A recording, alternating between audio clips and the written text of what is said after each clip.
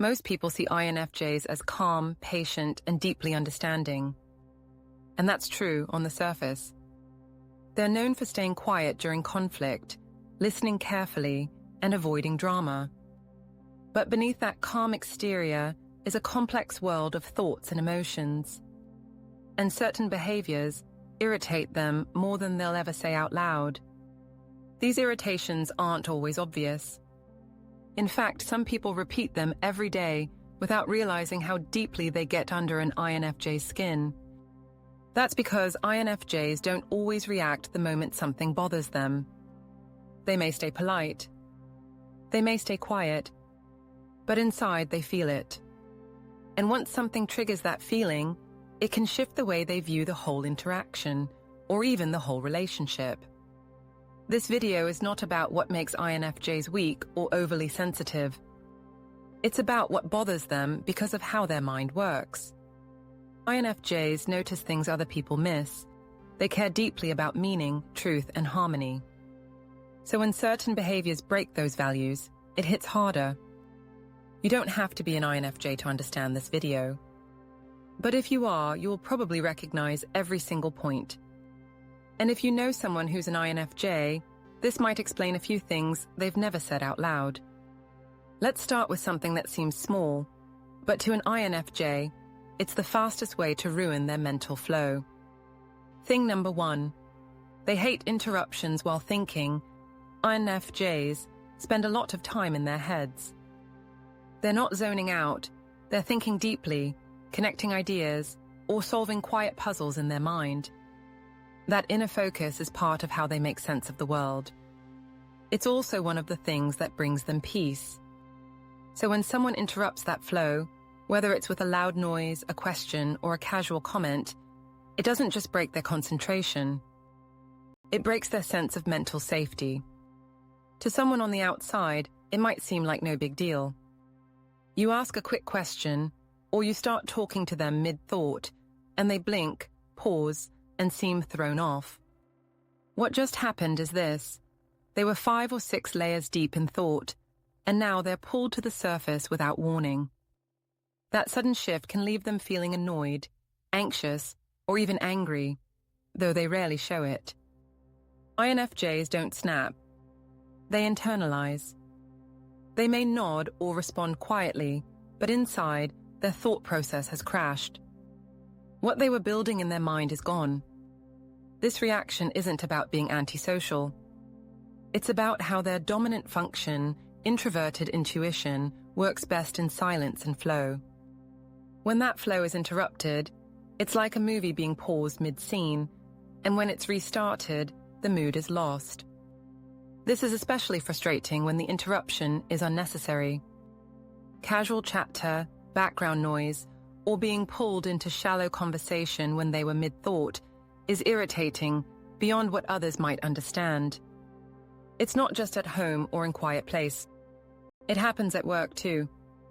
INFJs may get into a deep focus while writing, planning, or problem-solving. Then someone taps them with a quick task or question, and their train of thought is gone. It takes a long time to get that focus back, and they may quietly resent the person who broke it. Over time, this can build into tension. INFJs may avoid people who constantly interrupt, or they may retreat to places where they know they'll be left alone. Silence isn't a luxury for them, it's a requirement for thinking clearly. That's why INFJs often prefer to work alone or at odd hours. It's not about avoiding people. It's about protecting their ability to think and create without constant disruption. So if an INFJ ever seems irritated after a small interruption, understand, it wasn't small to them. Thing number 2. They can't stand condescension. INFJs can deal with a lot. They can forgive misunderstandings, tolerate noise, and stay calm in tough situations. But there's one thing that hits them harder than almost anything else: being talked down to. Condescension doesn't always look like open disrespect. Sometimes it's a tone. Sometimes it's a slight smirk. Sometimes it's being told something they already know, as if they're not capable of figuring it out on their own. And when that happens, It's like flipping a switch inside the INFJ. This isn't about ego. It's about how seriously INFJs take respect. They give it automatically. They listen carefully to people, even if they disagree. They don't interrupt. They don't assume. And they expect others to offer that same basic level of respect in return. So when someone dismisses their thoughts, brushes off their feelings, or acts like the INFJ doesn't get it, it's not just annoying, it's insulting. It suggests that their quietness is a sign of weakness, or that their kindness means they don't think for themselves. That assumption is deeply irritating. INFJs often see through people quickly. They notice fake praise. They spot shallow flattery. And they especially hate when someone pretends to be helpful just to feel superior. That kind of fake helpfulness, whether it's correcting something that doesn't need correcting or offering advice they didn't ask for, drains their patience fast. What's worse is that INFJs usually won't call it out. They'll smile. They'll nod. They might even thank the person. But inside, they're already stepping back. They're thinking, this isn't someone I can trust. And once that decision is made, the INFJ rarely turns back. This reaction can be confusing to others. They may think, why is she being distant all of a sudden? Or, he seemed fine last week. But the INFJ remembers the tone, the choice of words, the facial expression. They don't forget being talked down to.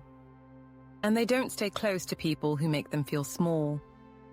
The damage gets worse if the condescension comes from someone close, like a partner, friend, or boss.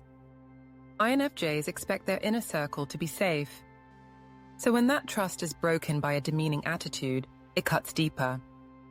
They may begin to question themselves. They may replay the moment over and over. But eventually, they'll stop explaining and just walk away emotionally, even if the relationship stays intact on the surface. What INFJs want is simple: to be seen as equals. To have their intelligence respected, even when they don't shout.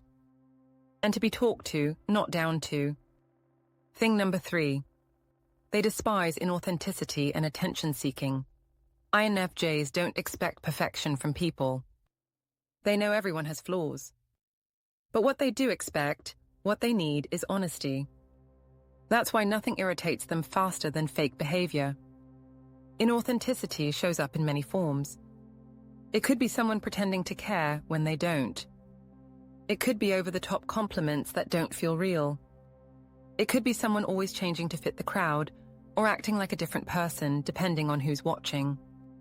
To an INFJ, this kind of behavior feels dishonest. And more than that, it feels unsafe. They pick up on small things: tone of voice, eye contact, pacing. So when something feels off, they notice it immediately. And once they sense that someone is faking their way through a conversation, they shut down. INFJs want real connection. They want depth, truth, and meaning. They don't need constant vulnerability, but they do need consistency. If someone constantly puts on a show or tries too hard to impress, the INFJ pulls away. It doesn't matter how kind or funny that person seems. If it's not real, it doesn't matter. Attention-seeking behavior is just as bad, maybe worse. INFJs value quiet confidence. They admire people who know who they are without needing a spotlight. So when someone dominates conversations, overshares for effect, or constantly seeks approval, the INFJ gets tired fast. This isn't because they're judgmental.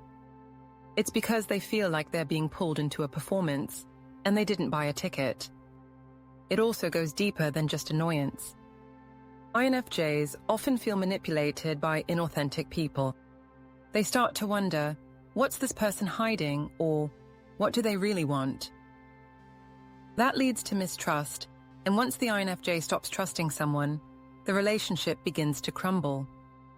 They won't always say it. They may stay polite, but the emotional connection weakens. They'll keep the conversation short. They'll avoid going deeper. and eventually, they'll drift away. What INFJs want is honesty.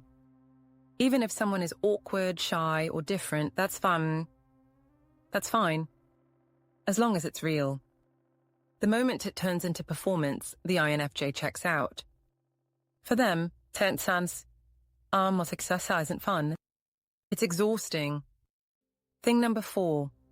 They resent shallow small talk. Most people accept small talk as a normal part of life. It's how we fill time, break the ice, or stay polite. But for INFJs, it's something else entirely. It's a slow drain on their energy. INFJs don't dislike people. They enjoy connection. But connection, to them, means depth. It means ideas, feelings, stories, and honest conversation. So when they get stuck in surface-level talk, they quickly feel disconnected. Topics like the weather, sports scores, or how the traffic was might seem harmless. But to an INFJ, they feel empty. Not because they're bad subjects, but because they lack meaning. After a few minutes of small talk, INFJs start looking for a way out. They often feel guilty about this. They know the other person is just being friendly. They know small talk is a social tool. But their mind isn't wired to stay on the surface for long. They crave something deeper. This irritation gets worse in group settings. INFJs might be at a party or in a meeting where everything stays light and chatty. Everyone's laughing, exchanging quick stories, jumping from topic to topic. The INFJ is smiling too, but inside they're tired. The whole experience feels like mental noise. They may go quiet. They may slip out early. Not because they're rude, but because they're done. And if the event is long or the crowd is large, they may need hours or even a full day to recover. It's not just about energy. It's about purpose. INFJs want to know what's real. They want to talk about life, dreams, ideas, struggles, growth. Even if it's hard. Even if it's awkward. That's the kind of connection that recharges them. This doesn't mean they need deep talks all the time. They can enjoy light moments too. But when every conversation stays shallow, they start to feel alone, even in a crowd. Workplaces are especially tough in this area. Water cooler talk, team lunches, or networking events can feel forced and pointless. INFJs may find ways to skip them, or just nod and smile their way through. But afterward, they're drained. Even close relationships can suffer from too much small talk. If a friend or partner avoids deeper conversations, the INFJ feels like something is missing. They may try to guide the conversation into more honest territory. But if that doesn't work, they slowly lose interest. What INFJs want isn't complicated. They just want conversations that matter, even if it's only once in a while. Even if it's just 10 honest minutes in a long day. That depth is where they come alive. Thing number 5. They react negatively to chaos and sudden change. INFJs like calm. They like plans. They like knowing what's coming. Not because they're controlling, but because they find peace in structure. When that structure breaks, their whole system feels off. Sudden change doesn't just surprise them. It shakes them. Their mind is always thinking ahead, imagining how things will go. So when plans shift without warning, it feels like the rug got pulled from under them. This could be anything from a last-minute schedule change to an unexpected visitor. It could be someone cancelling plans they were mentally prepared for. Or it could be emotional chaos, like a sudden argument or an unplanned conflict. In each case, the INFJ is thrown into stress. Their inner system was aligned one way, and now it has to reset, and that takes time. This reaction isn't always visible. INFJs may smile and say no problem, but inside they're scrambling. Their thoughts are racing, their emotions are rising, and their energy is dropping. They often need time alone after a chaotic moment. Not to sulk, but to sort things out. To recenter. To understand what just happened and what it means. Chaos also drains them in busy environments. Loud, fast-moving places, like airports, malls, or noisy homes, can wear them out quickly. They're absorbing everything around them: sounds, movements, people's moods. Without a calm space, they burn out fast. They also don't like emotional chaos. Dramatic people, sudden mood swings, or unpredictable behavior makes them uneasy. They value emotional balance. So when someone is constantly up and down, INFJs often step back. They don't like being pulled into storms they didn't start. Some people may think this means INFJs can't handle change. That's not true. They can adapt, especially when they have time to process. What bothers them is unmanaged change. Change with no warning, no structure, and no explanation. That kind of chaos feels like noise in their brain. And the longer it lasts, the more they shut down. What helps is stability. A little planning, a little calm, and a little space to think when everything shifts. That's how INFJs stay grounded, even when the world doesn't. Thing number 6. They strongly dislike cruelty and injustice. There's one type of behavior INFJs find more upsetting than almost anything else: cruelty. It doesn't matter if it's directed at them or not. If they witness someone being treated unfairly, it sticks with them. This reaction comes from how deeply INFJs feel for others. Their empathy runs high. They can step into another person's shoes almost instantly. So when they see cruelty, their body reacts. Their mind races. Their emotions get heavy. And it often ruins their entire day. It can be something big, like bullying, discrimination, or abuse. Or something small, like a rude comment, sarcasm that cuts too deep, or someone being ignored in a group. No matter the scale, the INFJ notices. And they don't forget.